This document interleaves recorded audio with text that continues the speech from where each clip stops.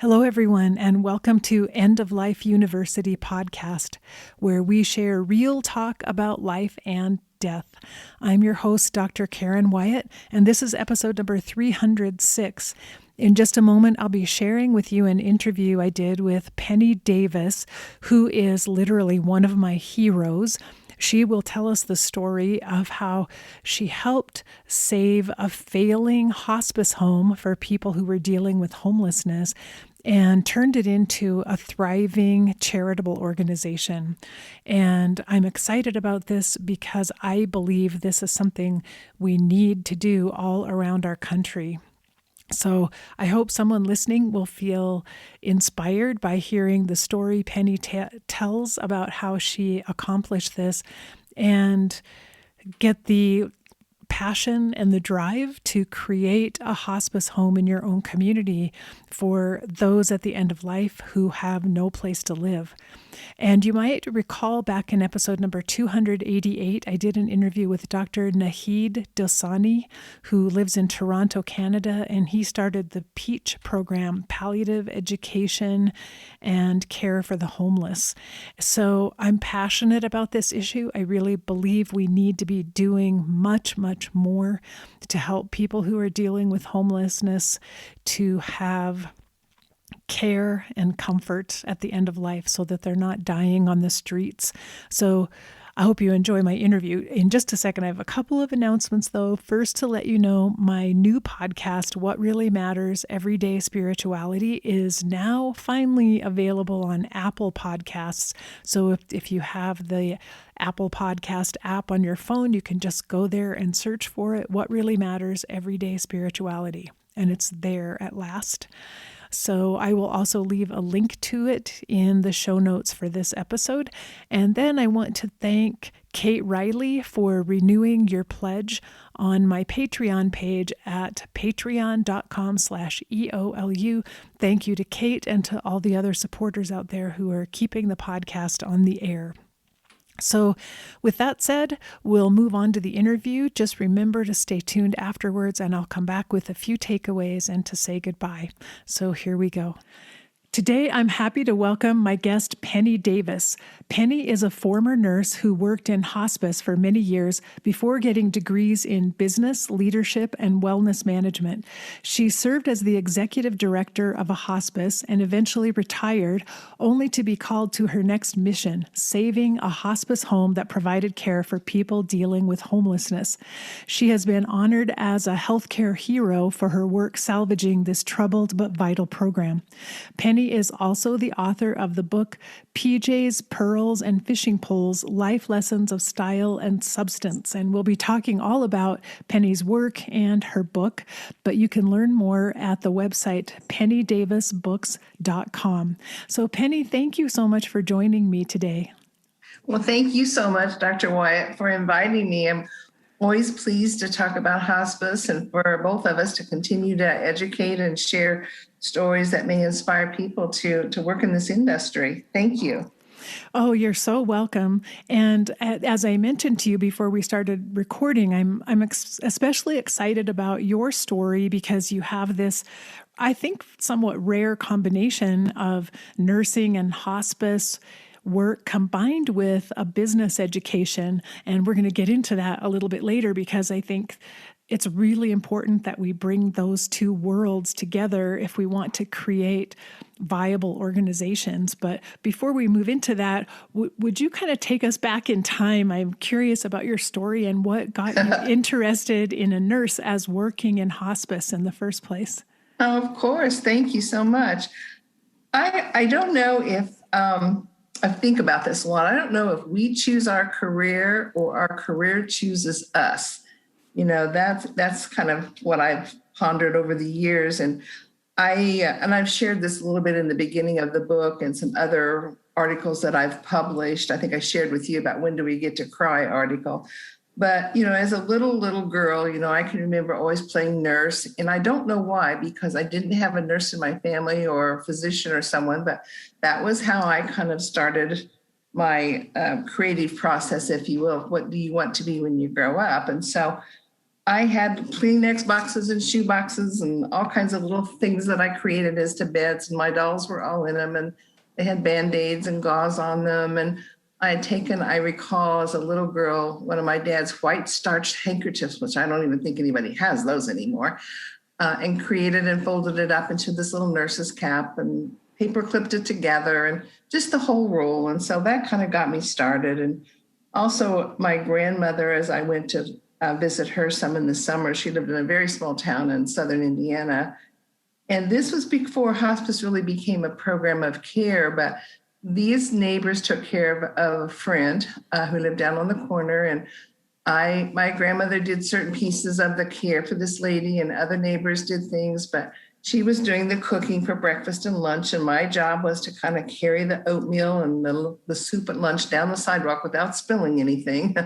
And I can remember this lady being, to this day, I can remember this vividly, all propped up in her bed, clean, neat, beautiful little nightgown on, flowers on the bedside table, and all these people congregating around to take care of her, which of course later became home health, which then became hospice, different programs of care. But so maybe that originated some of my thought process. But at any rate, I started work right out of high school as an aide, going to nursing school, did get a scholarship for the first LPN of this particular program that I went to. And then, as you alluded to, I started the BSN piece. But when I worked in the hospital and I worked in the ICU and different programs, and along the way, I sat on a committee for hospice to see if our particular hospital wanted to start a hospice program, and I fell in love with that. The other piece that kind of reversed to that is, and there was many stories I could tell here, but we've gone kind of on a time frame here, but just knowing that patients I had taken care of who had terminal illnesses, and particularly cancer was the big thing that we all talked about, and how those patients were treated. And once it became more terminal, it was like, well, let nature take its course, or there's nothing else we can do. And people often shied away from visiting, and they didn't know what to say, and they didn't know how to act. And, there was just a whole lot of dynamics. And even as a very young nurse, I just kind of stored all that away and thought there has to be a better way for us to treat people.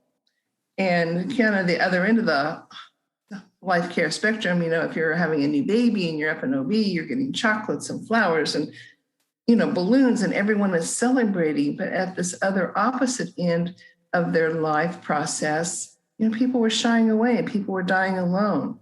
And I can remember vividly one family, it was a very young lady who was dying, and her parents and her husband stood in the hallway. They didn't want to go in the room. And, children weren't allowed back then. It was 2 to 4 and 7 to 8 in the evening, and you didn't dare stay a minute over the visiting hours. And I thought, so she doesn't get to see her children. And all of this just kind of stayed with me. So along the way, I got into hospice and I became a director of a program, and that was in the late 80s. And I went back and I just finished up and decided, instead of the BSN, to do a Bachelor of Arts in Business and Leadership. I have always merged the clinical and the business side of healthcare. And my license is still valid and I still do things with that. But I really loved this process. So I did a master's in business and leadership. And then a couple of years after that, there's a university close to me. It's called Ball State University here. I live in Indianapolis, but they had a 2-year program that was a master's in wellness management, which was pretty unique. So for 4 nights a week for 2 years, I drove there and did that. It also included an internship, which I worked with a physician on fibromyalgia and pain management, again, bringing in that clinical aspect. And then I had to do a thesis. So it was pretty complicated, the whole program, but I loved every aspect of it because it kept me entwined and helped me to continue to braid those two entities that were important to me together. So, and I will say, everyone wants to do their own career differently, but it has served me well to stay clinically viable, as well as from a business leadership, budgeting, all of those aspects, to stay above board with all that and kind of know what I was doing and how to run those programs. So that's a little bit of the history. I went on to, after doing the director position, I went on to be an area vice president and managed a number of programs in a lot of different states for years and years and traveled all the time. So when I retired from that about 10 years ago, I went on the board here. So I'm on the IHPCO board still, and I volunteered for a hospice agency, but I wrote the book, and PJ's Pearls and Fishing Poles. And people say to me, now, why are you calling your book that? How did you come up with that name? And I love to tell this story because PJ's, obviously, because they were all living in their pajamas. Mm-hmm. One darling lady I remember going out to see, and I would always travel, even as a director of a program or a VP, out to see patients with the staff, because how else are you going to evaluate them if you don't ever go out with them? And she said to me, this sweet little thing, she said to me, I might be sick living in my pajamas, but I'm going to look good. So she wore a string of pearls with her pajamas. That's sweet. That was a wonderful story. I know. And one man, he turned his home office into like his fishing cabinet, took the desk and the file cabinets out, put his hospital bed in there. But he was surrounded by pictures of fishing trips and all these different things that were important to him. So he became very comfortable in that setting. So that's why I added the fishing poles. I wanted to make this a book that would be read by both men and women. And I can talk more about the book later, but the stories in it are very upbeat. It is not morbid. It is not about death and dying, but it's about the art of living the rest of your life. And I've always told patients that when I went to see them, you are not coming to hospice to die. You are coming to live the rest of your life. And if we've got 2 days or 2 weeks, we're going to make it work. So one thing that stands out in your book that I wanted to ask you about, because a lot of the stories took place when you were a director, like executive director of the hospice and making home visits. But it's not only how you cared for patients, but how you cared for your staff. And I want you to tell our audience about 2 things. One were the bulletin board with hands on the board. Would you just tell them what that was about? Sure.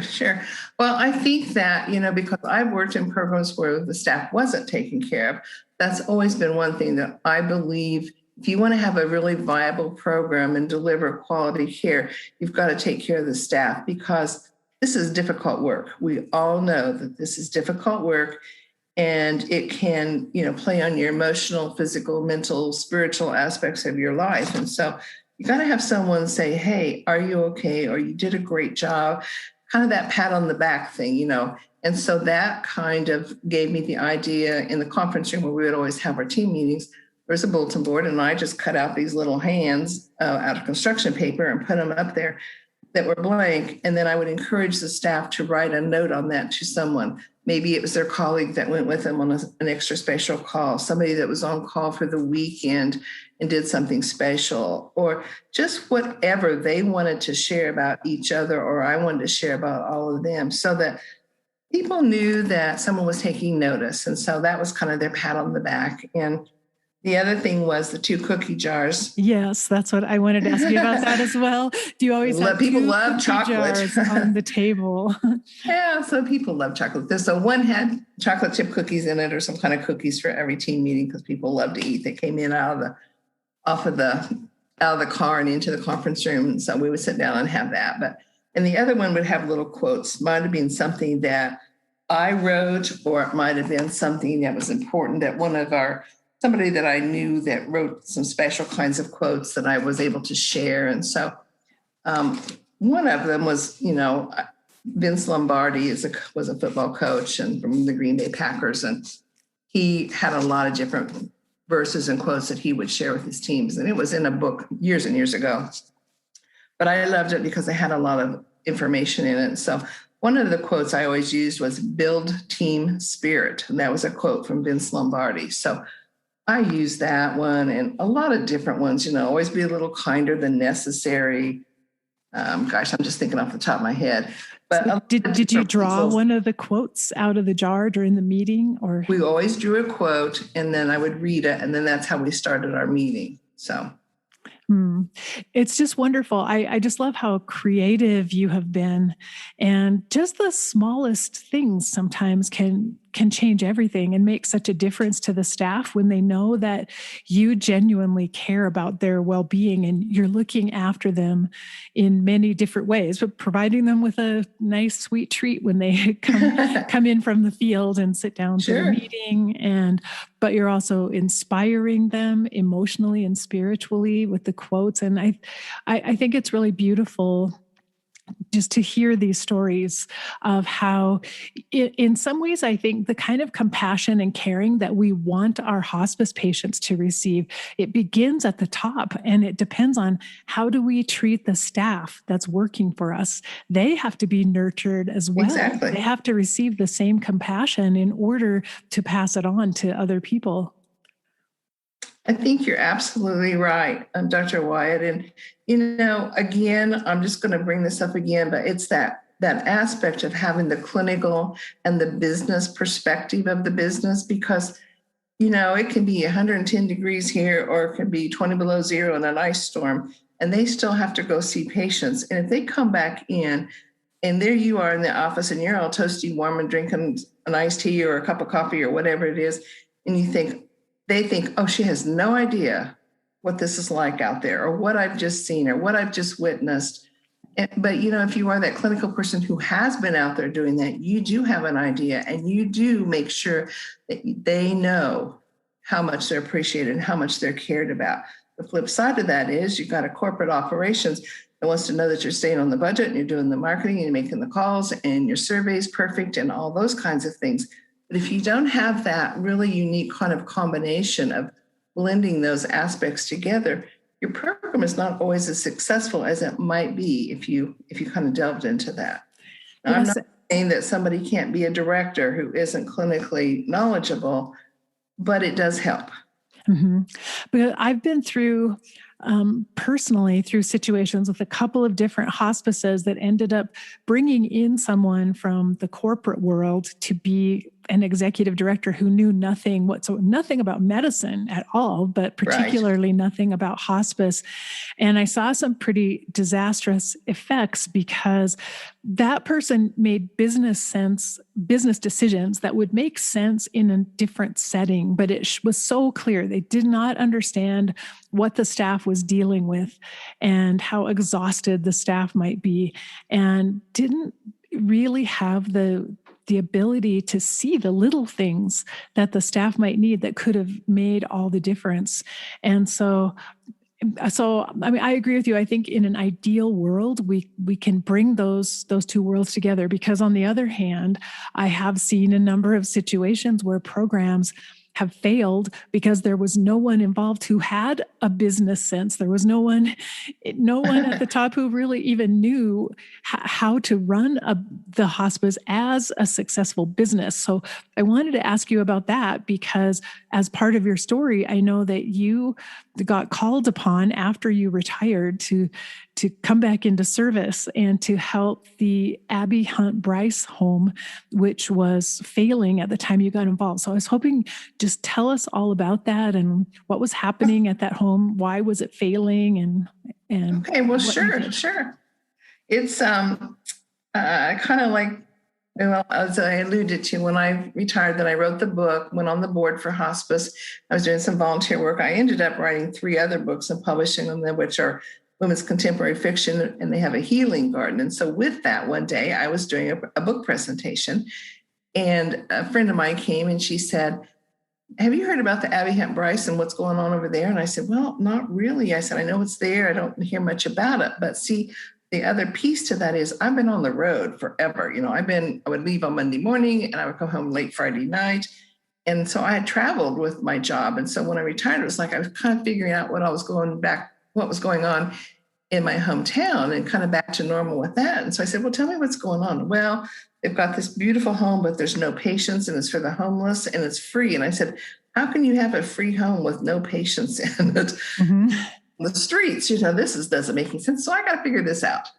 So she said, you should call Tom Fodor, he's the CEO, and see what's going on. And they're along the same lines. Another friend sent me this ad, which was on one of the websites for recruitment. And so I went over and talked to him, and I just was mesmerized, is the word that springs to mind. I just thought, oh my gosh, I cannot believe this. But I got involved. I thought, I've been on the road, I've done things. I want to do something for my own hometown. And so here was a program called Morning Light was the company. And they had some retirement apartments for low income, and they owned an office building that had some different programs in it, nothing to do with healthcare. And they had this Abby Hunt Bryce home, which was named after the first director of nursing for home health many, many years ago. So that's kind of the name there. But in 2004, they opened this home, which is a one-level, 12-bedroom home, through some other grant money, foundation money, one of the charities in town. Everybody contributed. And that's just a very simplistic kind of version of how that opened. But they didn't have any resources or any infrastructure. It had turned over a few times. And Tom said, I really need somebody that understands hospice. I understand you kind of know what's going on. I thought, well, yeah, I think a little bit. So, I said, well, tell me what's going on. I want to go see this home. And so we walked across the street to go see it. And I just couldn't believe it. It was beautiful. They were individual rooms. They shared a bathroom, kind of a Jack and Jill bathroom. One patient, rest of the rooms were empty, partial staff, no infrastructure in place for recruiting patients, for marketing to the agencies, no built collaborations with hospitals. And I could go on and on and on. But the point was, I took the job. And I said, we have to figure out a way to specialize this program. And that's kind of how I got the title, the provider relations specialist / manager. And I didn't care. I don't care anything about titles. I wanted to do the work. And so I started, and I thought, oh, this will take 6 months or so, and I'll see what's going on. I'm supposed to be retired. But 4 years later, I just finished October 30th of this year, so a few months ago. But at any rate, I started out, and you couldn't do anything wrong because nothing was going right. So I kind of created my own job description, and I went to all the hospitals. I met with every social worker, discharge planner, case manager. I met with every hospice agency in town. Indianapolis is huge, and so we have a lot of hospice agencies. And I met with them, and I talked to everybody who potentially could refer to us.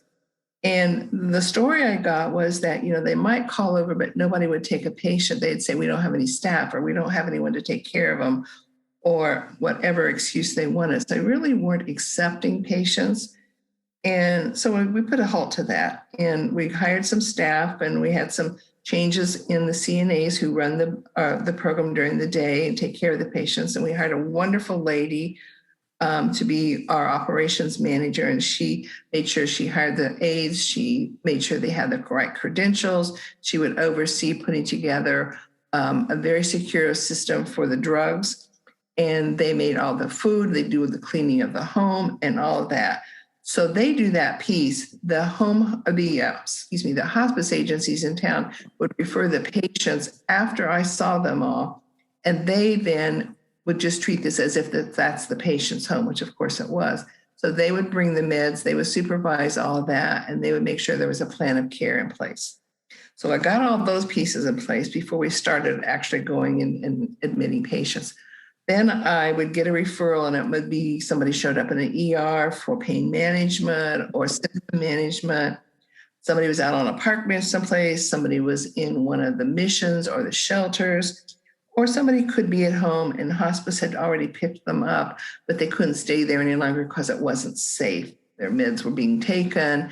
They didn't have round-the-clock care. There was a number of issues. So I would go see and visit each and every one of those patients and clinically assess them and see if they were appropriate to come into the home. And if so, then I would get them admitted and link them up with the hospice agency. If they didn't have one, I would call somebody. Typically, if they have Medicare, that was great, or Medicaid, but sometimes they didn't have anything. Mostly they didn't, and they would bring them on as charity. So that piece just took a little finesse of getting that working collectively together. And it works beautifully now. All 12 beds have been full forever, and there's a waiting list all the time. But it took a little time to make sure that we had a viable product to offer to our community, that the board of directors for this program and the nurses and the physicians and some other community people who serve on the board and serve on a special committee that just oversees the hospice house. We're all in place, and they're fabulous people. They want to see this support our community. Nobody should be out on the street homeless, and nobody should certainly be out on the street homeless needing hospice care. What happens without this home, they would show up in the ER, and we don't need those costs in the ER. They're not ER patients. They might have been at home and sleeping on somebody's couch and just moving around whoever would take them in. There's a lot of different descriptions and variations of the word homeless. So you have to be careful with that, because many of them, through some of their own personal issues with drugs and alcohol and so forth, were homeless and really didn't have any resources at all. Others came from backgrounds where they've lost their job, they've lost their insurance, they've lost their home, they're living with somebody and they needed care. One particular lady just always springs to mind when I talk about this, and she was a lovely, lovely lady. She was a chaplain in a small church in a small community not far away, and she had advanced cancer. And when that happened and she was diagnosed, of course, she couldn't work. So then she didn't have her job. So she didn't have her job. She didn't have her salary. She didn't have any insurance because that stopped. And she had to move out of the parish house because it went to the person they hired. So in one fell swoop, she truly was homeless without any of those resources. So I saw her in the hospital, and of course, I took her in.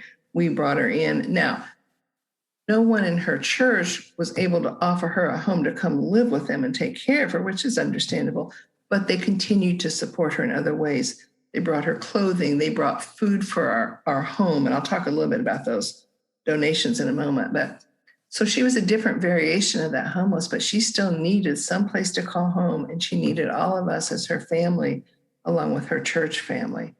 So I always would say to people when you come in, if you don't have family, we're your family now. We're going to make sure that you have a clean, warm bed or cool room, depending on the heat, that you have 3 meals a day, that you are well taken care of, and your hospice team is going to provide your care. We're going to provide your home. Many times I couldn't hardly believe it. I mean, it was more than they'd ever imagined. And I can tell you, many a person said, "Are you sure? Are you sure they're going to feed me? Are you sure?" And many times they didn't have any clothing except what was on their back. We had a clothing bank, which people had donated to. So I had clean socks and underwear and pajamas and slippers and things that they might need. So it's just so rewarding to be able to offer somebody more than they could even imagine. But on top of that, to make sure that they have a healthy environment, people who care about them, people who are taking care of them. And it was just the absolute best. I just thrived on it every single day. And I was in some very questionable areas, believe me. I've crawled through some old houses and in some crazy places to get to people, but they needed help. And we had the opportunity to help them. And that home is functioning, and we do a lot of fundraising. You ask how to support it. We do a lot of fundraising. We did a lot of special events. Just weekend before last, we had our biggest event. I say we, I'm still helping do that, even though I'm not really there, but it's called Beach Ball, and we earned over $80,000. And it was donations, and you try to get everything you can donated, like space and food and things like that. But we had donations. We have a Rolling for Hope that's in later August. Every fall, we have a memorial event where we honor everyone who's died in that year. And there's bricks in a patio out back of the home, which has everybody's name inscribed in it. So, but at those events, particularly the memorial, people bring donations. They might bring 10 cases of paper towels or cleaning supplies or Tide to do laundry or whatever it is that they might want to donate. And that's a big piece of it. But our event that we had a couple of weeks ago, where we earned the money, people have an opportunity to, we certainly have items that we auction off, but we also have people giving them the opportunity to pay for 1 month's worth of groceries or 1 month's worth of cleaning supplies or whatever it is that they might want to do to sponsor the home. So we do grants and we do donations and we do special events. And we just somehow pull this all together to support this fabulous, fabulous program. So I'm very, but again, it takes a team. It takes Rocky, who is the operations manager, the aides, the board, the leadership with Tom, Madison that does a lot of our media releases. Everybody has a piece of this. And the responsibility is that we all have a big smile on our face because we know we made a program viable. So I kind of started it, but you know what? It's all of us. Every single person is working on this. It's such an inspiring story, and I particularly love it. And I wanted to share this because I feel we need these types of hospice homes everywhere, in every large and medium-sized city everywhere, because we know right now there are people dying on the streets who are not receiving any care at all at the end of life. And it's absolutely heartbreaking for those of us who cherish this type of care and cherish being there for patients who need care, to offer support to them, to know that there's a whole vulnerable population of people who are excluded from care, and to learn from you, it's not a hopeless situation. You can make this happen and make it work. So I'm just so grateful for what you've created as a model for other people who might feel inspired and want to do this in their own communities. But I wanted to ask you what some of the pitfalls are. And already you mentioned like being able to shore up the infrastructure. And I remember working in a not-for-profit hospice that had the attitude that if we just build it, they will come. And they meant that about everything. The patients will come, the donations will come, it will all just happen. But that's not the case. You had to work very, very hard. You had to work hard to get the patients and to get the donations. It doesn't just flow to you with no effort. You have to have a concerted plan for how you're going to create the infrastructure and make it successful. So anyway, would you talk a little bit for someone out there who's thinking, I'd like to start something like this? What are some of the pitfalls that people need to be aware of? Absolutely. One thing you said is just absolutely such a valid statement, is that you build it, they'll come. That's kind of, Dr. Wyatt, when I walked in there and saw this beautiful, nice brick, one level home, easy access. And I thought, we have one patient in here. And I know there's people downtown on the Circle, which is our downtown area of Indianapolis, sitting out on the streets in the heat, and they're sick and they need help. And they don't even, why aren't they here? Where's the piece that makes that work? Because there's a huge pitfall, as you alluded to, but there's also shame on us. I mean, this is Indianapolis, Indiana. It's not a third world country here. We have all kinds of resources. And why, with this home here, are people struggling? And I can tell you one other gentleman I saw, which is always going to stay in my mind. I went to see him in the ER, and it was winter and it was freezing. I don't know which is worse, to see him on the streets in the summer when they're just smothering in the heat, or in the winter when they have frostbite and they're cold and they don't have what they need. It's just awful. And his legs were frozen solid. And he had been in a home, and he had broken up some wood chairs and thrown them into a fireplace to try to heat it. And of course, he threw gasoline on it. And, he had a huge fire, and the fire department came and they brought him in. Or I don't know if we would have ever got him in the ER. And that's where I saw him. And so there's all these things going on when there's this beautiful home ready for somebody to come and enjoy the rest of their life. But the pieces that are important. There's a couple of things. You have to have a reputation. You have to have respect.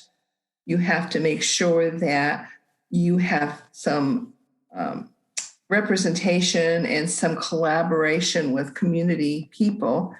And you have to actually get out there and work to make sure that you have viable aspects to do recruitment of patients, to make sure that, and I say the word recruitment because you have to recruit them away from the streets. Sometimes that's all they've known. And when you say, I have a home for you to come to, and you're going to get 3 meals a day and have your own bed, they'll say, oh, no, thanks.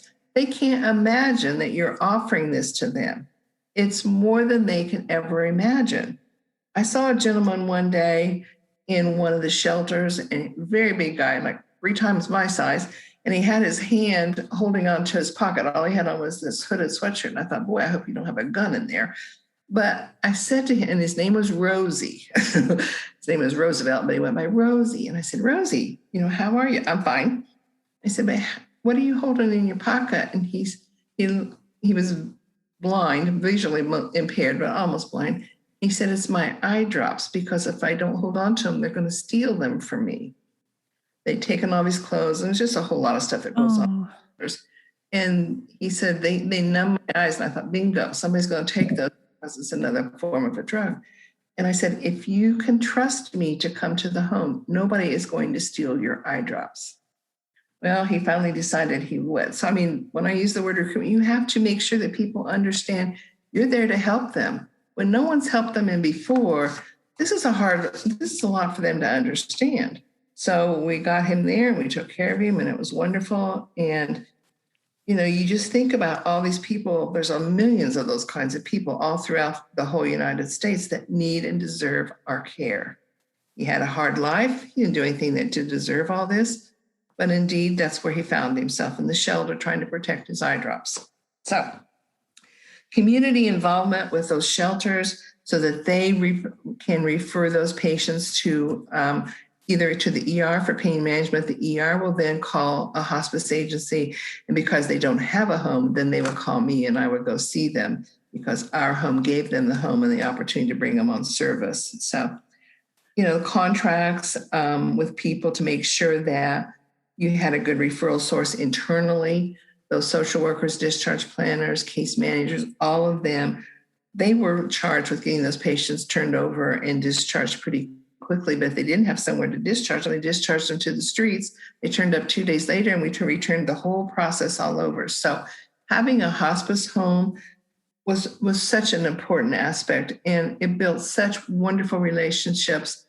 And when I got the award for the healthcare, I had no idea I'd even been nominated for that. But a lot of people had input into that, including key people in key hospices and in the hospitals, and of course my own agency CEO. And I thought, I didn't do anything special. I just did what really needed to be done. But because, and we go back again to seeing both aspects, the clinical and the business aspect, I knew we had a home setting there that needed to be filled up with people that were deserving.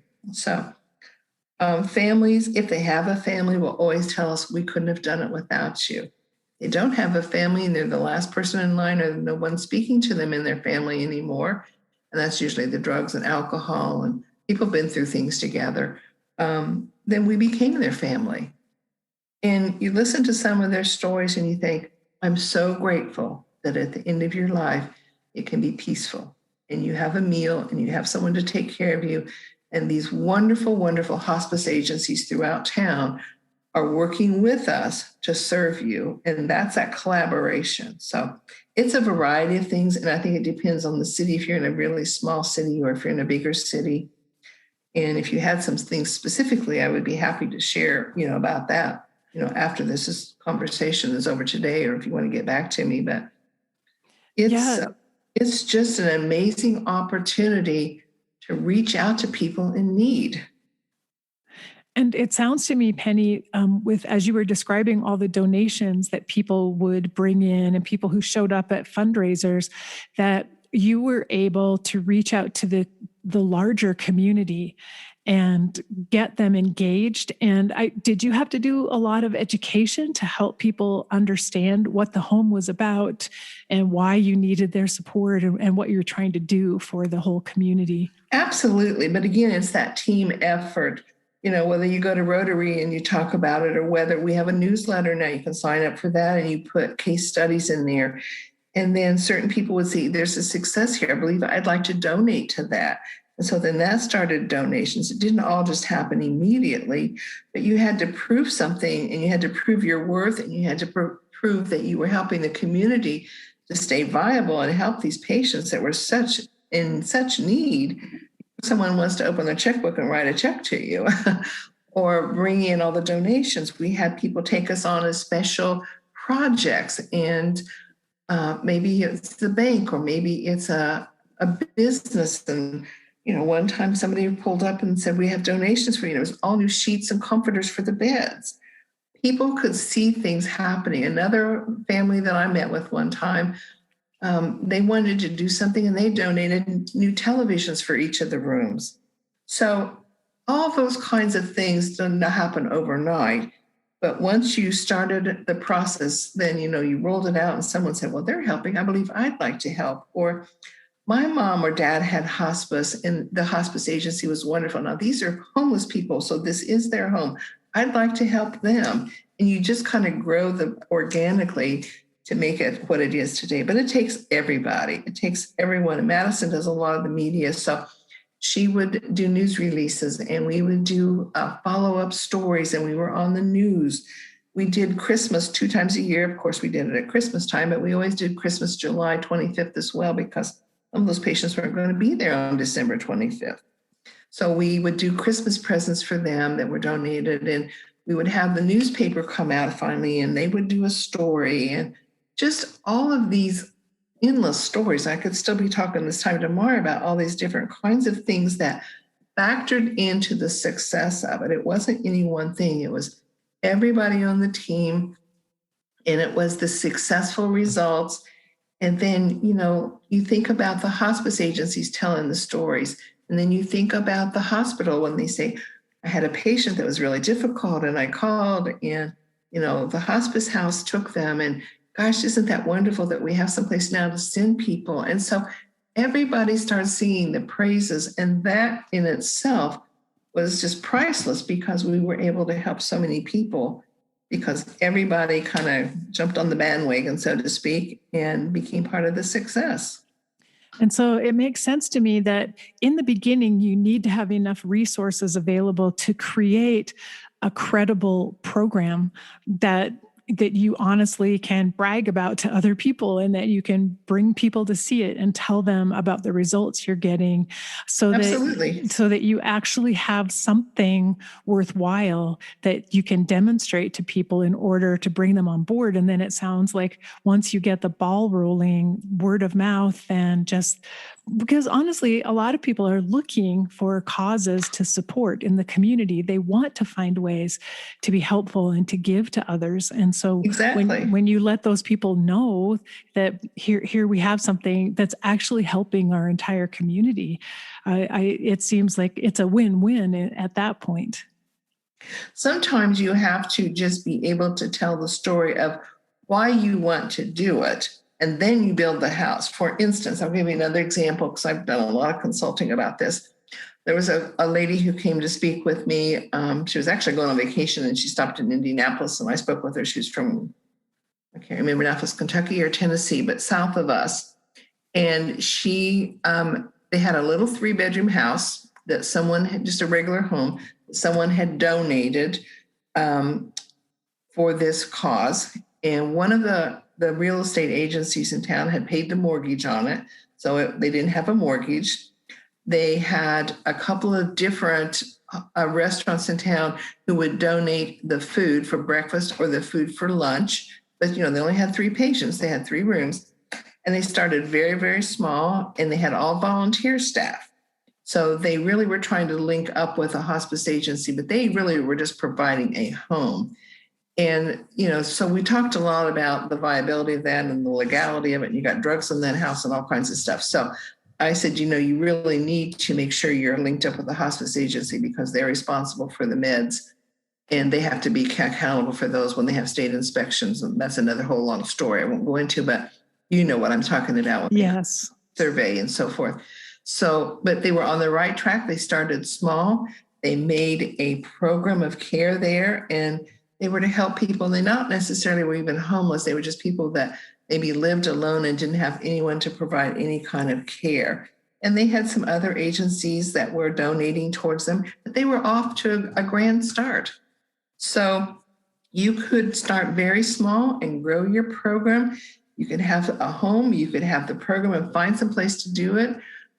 Find the resources, talk to people in the community who want to collaborate and donate. There's a million ways you could do this. You just have to decide what works best in your community. And they had a very small town and it worked perfectly for them. Hmm. Yeah, that's really inspiring to think about.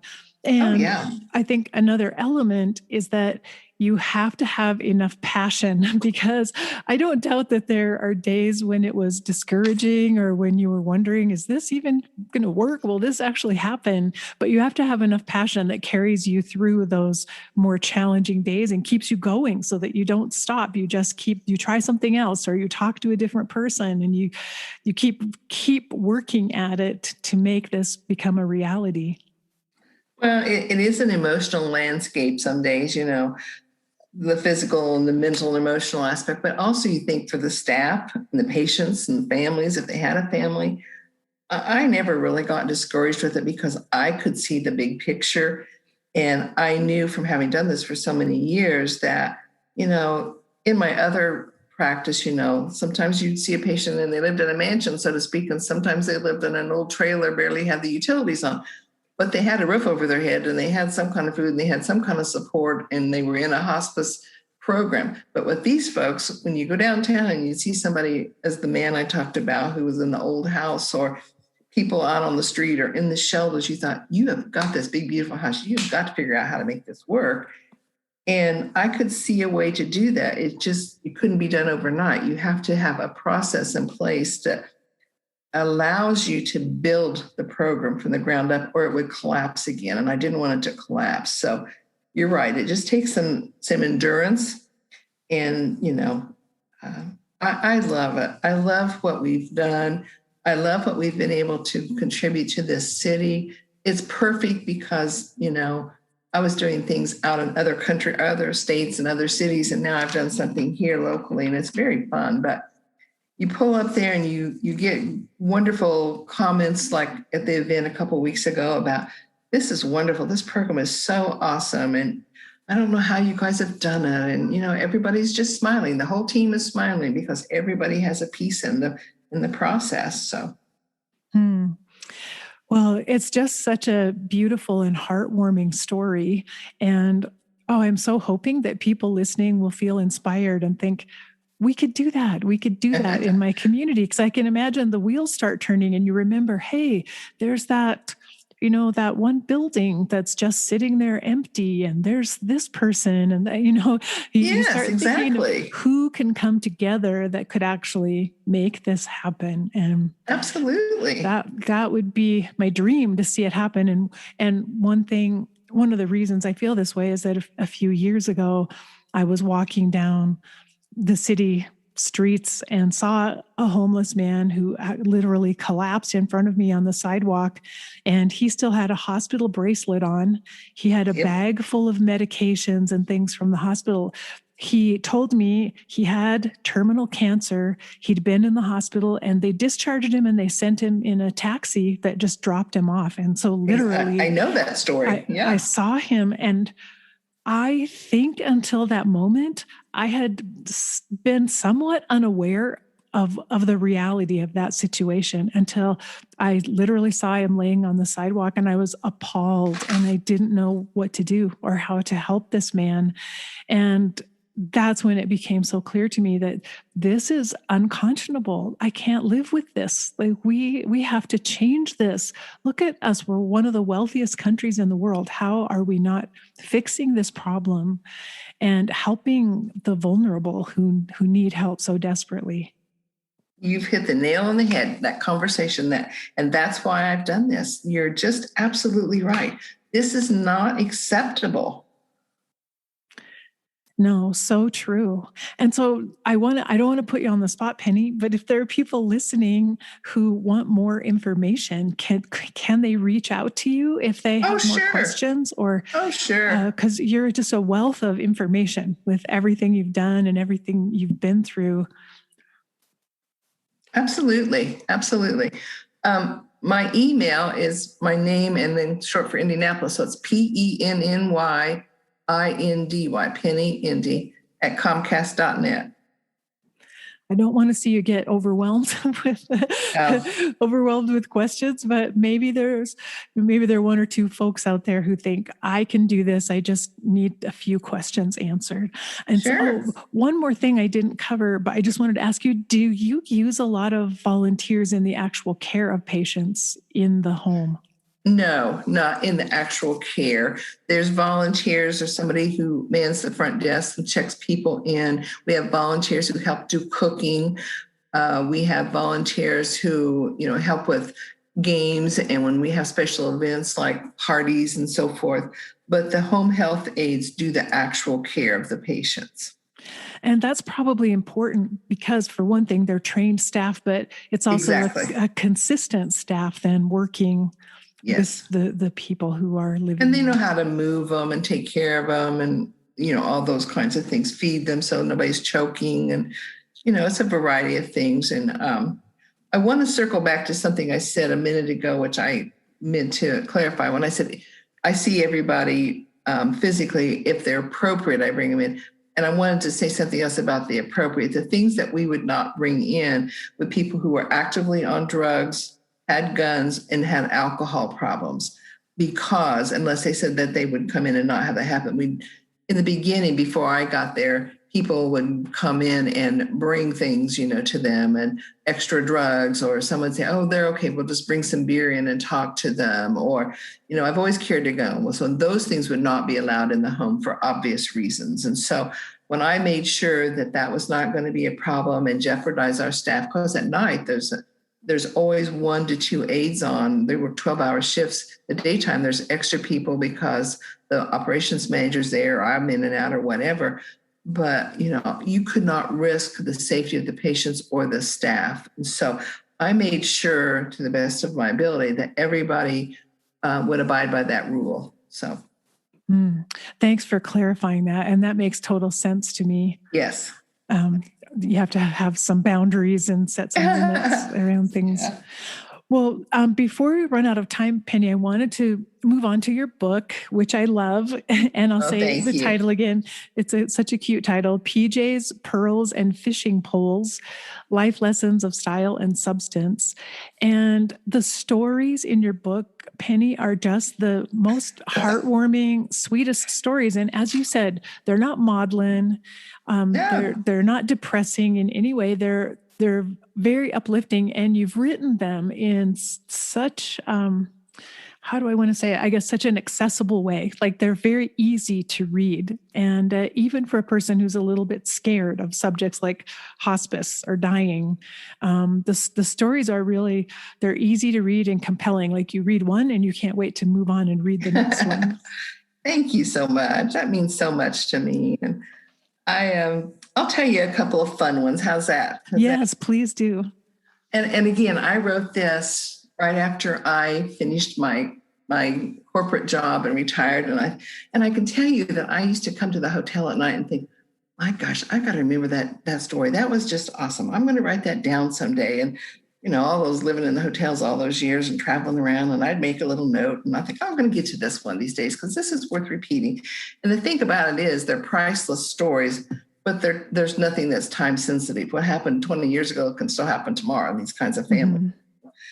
I wrote the book and published it. And then, that was way before I got into the homeless project. But anyway, I always wanted to make sure that the team was recognized. And so this is not written with anybody's name. It doesn't say Nurse Nancy or social worker Carol or Fred or anybody. I wrote, and the nurse said, and the social worker said, so that when people read this, everybody across the United States can read these, they could identify with it. They wouldn't say, well, I knew somebody named Carol, and she would have never done that. Wanted them to be able to kind of implant themselves into the story. And I've sold a gazillion books, and again, they can buy them on my website, or you can buy them off of Amazon. But people would buy them for National Nurses Month and give them. And I've had lots of times when I've called in and spoken to care plan meetings. And so it's really fun, and it is inspirational to people. But it's nothing that everybody else hasn't seen at some time. But they are a wonderful opportunity to share what hospice really is. And at the end of the book, I put a teaching tool in about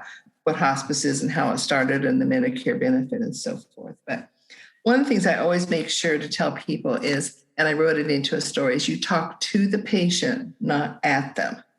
And that goes back to that story, because a million years ago when I first started nursing, is people standing at the door and just chatting because they were afraid of the patient. And I understand that it's scary to people, but there's a story about a fireman who, so beloved by his team. Those guys are brothers. Those firemen are brothers. And so they would stop after shift and see him in his home, in his hospital bed. And they brought pizza and beer, and they'd put a slice of pizza on his bedside table and open a beer for him, knowing full well he wasn't going to eat it. But you don't leave anybody out. Mm. Come and talk about it. He wanted to hear about their day, and he was included in it, and they brought their refreshments and so forth. But you don't leave people out. And so that was an important story to share.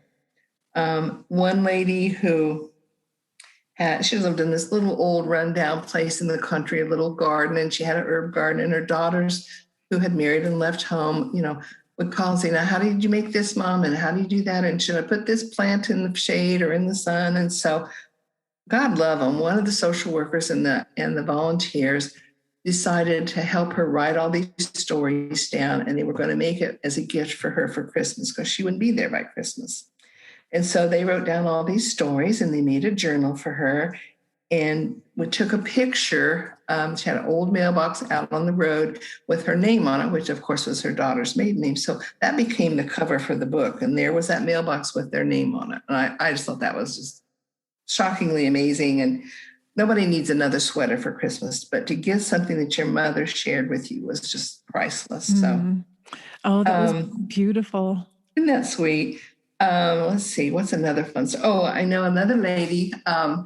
She was not afraid maybe, but she didn't want the lights off. She didn't want to be in the dark at night when they went to bed. And so she was just randomly one day was telling the story about little kids. We always talk about things that happened as your child.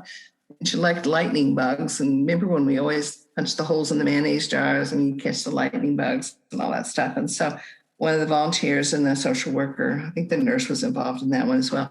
They bought some of the little white twinkle lights that you put on Christmas trees, and they strung them around her room and across the top of her bed. She had a poster bed and a 4-poster bed. And then when you turn the lights off, those were twinkling, and one gave a little bit of light that reminded her of lightning bugs when she was a child.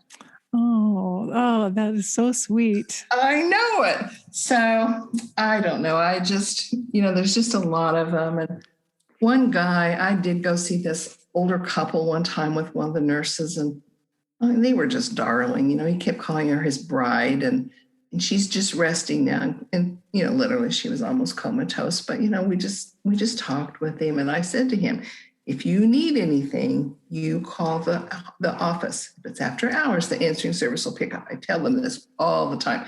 I put the number on the refrigerator. Do not call 911, because I don't want anybody going to the ER. So if you call 911, they'll be obligated to treat, and you don't want her going to the ER. There's nothing they can do. And you call, and somebody's always on call, and we'll come and we'll see what we need to do. And just reassured him. So I don't know, a week or so later, I go in the office, and I would always call the answering service first person and say, what happened during the night? And they're just cracking up laughing. And I said, what happened? And she said, well, so-and-so, Mr. So-and-so. And I said, yeah. So what happened? I'm thinking, she fell out of bed or something horrible happened, but they wouldn't have been laughing. So I was trying to piece this together. And she could hardly tell the story. She said, well, he called at 3:00 this morning. And he said, you told him that he could call if he needed anything. And I said, I did. Well, he needed to know how to make egg salad. What? She said, well, he was reminiscing about the old days when he worked, and he had a lunch bucket, those little rounded top lunch buckets. And his wife made him egg salad sandwiches, and she wrapped them in wax paper. Now, that was before Ziploc baggies. Mm-hmm. And these people were 80-some years old. And she said he wanted egg salad. And he said, you told him to call. I said, okay. She told him how to boil eggs, chop them up, and put a little mayonnaise and some onion and celery in it. And he was very happy. And I said, you guys are just the best. Oh. And so those are the kinds of fun stories that are in the book. But with it is also always that element of this quality end-of-life care. But we take care of the patient and the family. And, obviously, of course, but we follow the families for 13 months after the patient dies. And And that's really important. So it's just these kinds of stories that make people realize what a fabulous program hospice is. It is not about the death. It is really about making sure people can live the rest of their life and making sure that we wrap our arms around the families too. And that's what I've always loved about my work with hospice. So I will say two quick things is I know you want to wrap up here with. One thing I always said to the teams is, we love these patients. We love them all just as they are, because a lot of variations could come. And we move on, but we never, ever forget them or the lessons they teach us. And that was part of the title in the book. You learn a lesson from every single person that you take care of. And the other thing I've always told the teams is, a lot happens in that home besides a terminal illness. So you don't know what else they're dealing with besides a terminal illness. So true. Well, Penny, the stories in the book, again, they're just so delightful and heartwarming, and as people can tell from just what you've talked about already. But they depict, I think, as you said, they depict real patients and families and how they go through these last days of life, and not focused on dying at all, but focused on being together and memories and creating legacies together and loving each other. And then also the stories reveal the creativity of the staff people who are caring for the families, and Absolutely. how organic this relationship is when you go into a home and you're caring for a family. Like you become part of the family in a sense, and everyone's working together to create this as beautiful a departure as possible for the patient who's there. And that's what makes hospice work so amazing. But I wanted to say, your book, the stories are short enough. They would be ideal to read at the beginning of, say, an IDT meeting for a hospice staff, for volunteer training, or even someone who's training end-of-life doulas, because people who haven't had a lot of these experiences but know they want to have them, to hear the stories inspires in them this idea that, oh, wow, you can do all sorts of things, and people have all kinds of needs I never thought of. And I think it would really stimulate the imagination of people who are in training, and then also people who need to learn more about hospice. As you said, these stories would be excellent if you're going out in the community and trying to gather more support, say, for a hospice home or for some other, to be able to read stories like this to inspire people that we're talking about something very beautiful here, not something. They're very realistic. And right, well, the way they read is just how I would talk to somebody if I was telling it. And, it's life. I mean, there was one little old lady who lived in this tenant building and no elevator. And we walked up a gazillion steps and got there, and she toddled over to the door. You could hear this walker scraping the floor. You know how that goes. And walked in, and it was one room, and she had been sleeping on this couch forever. She'd never had a bed, I don't think, in years. So we were able to get the hospital bed, but those poor guys that had to, from the, anyway, they had to carry it up all those flights of stairs. But, and I kept saying, do you need anything? No, if I need something, I have help. When we left, there was a bag of oranges hanging on the door and some socks. And I don't know who brought those, but people take care of each other too. And then those people later, much later, and I didn't write that in the book, but they came to thank us because we came to the rescue of their friend. So this kind of rolls around, and it's so important. It's just so very, very important. Absolutely. Well, Penny, it's just been delightful to talk to you and thank you. To learn from your wisdom and your experience, and to be able to share it with others. I'm so grateful that we're connected now. Well, thank you. I appreciate it. I'll share one last thing, if I might, before I hang up, because this is in the works now. This is my next project. I'm writing another book, And it's going to be called The Balance Project. That's going to be the title. And I've got it laid out. I'm working on it now. And what it is going to entail, Dr. Wyatt, is that I'm going to write about how people have to balance in their life to do this kind of work. We see a lot in a day's time. And if you don't find balance in some other things that you do, you can't come back to do this the next day. It just is difficult work. So I find it very inspiring. Other people find it very inspiring, but you have to have that balance. And whether you go home and you do things with your kids, or you serve on the school board, or one lady I worked with was a runner. She went home and ran every day. Another lady I know, she has book clubs, and somebody else goes home and bakes every day. It doesn't matter what you do that inspires you, but something to take your mind off of it and kind of find balance in life so that you have that inspiration and that creativity and that love of hospice for the next day, so that it doesn't just overwhelm you. So my book's going to be called The Balance Project, and I'm just now writing it, but that's my next big project. Oh, well, that sounds fantastic, and also very important, Penny, especially after the last year and a half we've been through with COVID. So thanks for that. So and that's on the horizon. Well, I'll remind listeners to go to your website, pennydavisbooks.com, because I imagine whenever that book is done, it will show up on that website. So you can follow Penny there. But I'll also leave links in the show notes to PJ's Pearls and Fishing Poles, so you can find that book and get a hold of it. And once again, Penny, thank you so much. Thanks for this work that you've been doing for so many years, and how much you've changed the world around you. I'm in awe of you, and I'm so grateful we had a chance to talk. Well, it's my pleasure, and look at all the work you're doing. I applaud you. And I just think, we have these teams and we have people, and we know on any given day it could be us in that bed. And that's what I always said to the team. You do your best and give them all you've got, because tomorrow you could be on that other side of it and in the bed, and you hope that someone else will give you the care that you need. So it all comes around, and I just think we're all very privileged to help people that need help. So very true. Well, Penny, thanks again, and let's stay in pleasure. touch. Yeah, let me know when your next book is done. Well, I got to get going on it with that project, because it just dawned on me not too long ago. If people don't have balance, I was writing, and I wrote the 3 women's contemporary fiction books, and they're very savvy business women, but there's a healing garden, and I do all kinds of other fun stuff. And I thought that's what gives me the balance to go back the next day and do it all over again. And maybe that should be my next book. So that's my project at the moment. All right. Well, take care, Penny.